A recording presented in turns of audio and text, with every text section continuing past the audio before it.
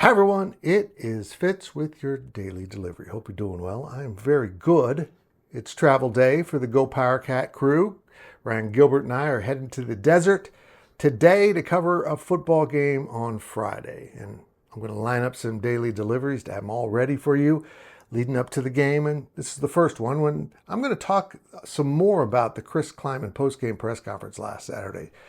And I touched on this at this press conference at the end of the K-State pregame show and talked about that onside kick, line drive, squib, whatever that was, and how we disagreed. We kind of got into it a little bit. But today I'm going to call him out. I don't think that's too strong, but point out something he said. And I don't think it sent the message he wanted. First, please subscribe to this YouTube channel. We're growing like crazy all of a sudden. And also hit the thumbs up. All that feeds the algorithm. Those comments really help. And of course, we're sponsored by coldest.com. People keep asking me, well, what are they? Well, they're thermal mugs and they're elite. I saw one rating that they're the best in the market, 10% off with Life of Fits. Man, I had ice in mine for 24 hours the other day. It's crazy. Chris Klieman said a lot of things. And a post-game press conference after a loss like that, a stunner, isn't easy.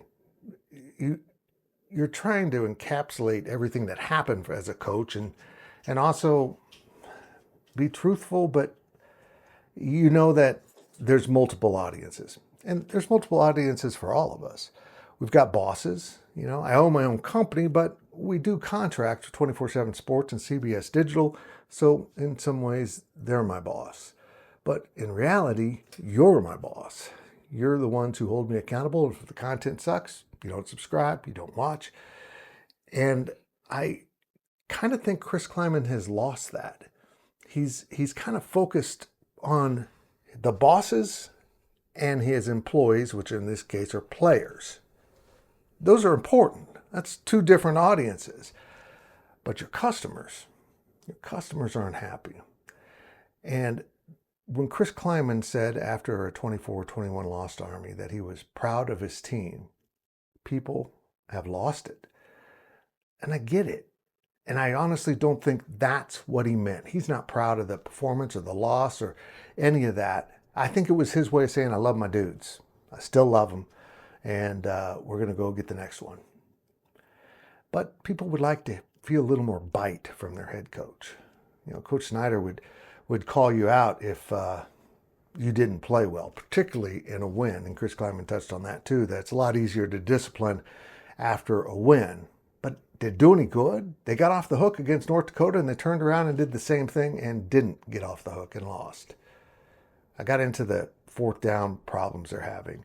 And so much of it now is just the appearance of a lack of effort, even if it's not there. It sure seems like they're not playing very hard. So to say you're proud of your guys, well, it hit a nerve with a lot of K-Staters. But I ask you as fans not to overreact to that. He's trying to continue to positively boost his team in public while balancing that with tougher talk behind closed doors. I've always said, you praise in public and you punish in private. That's how I've always run my company. But I know this.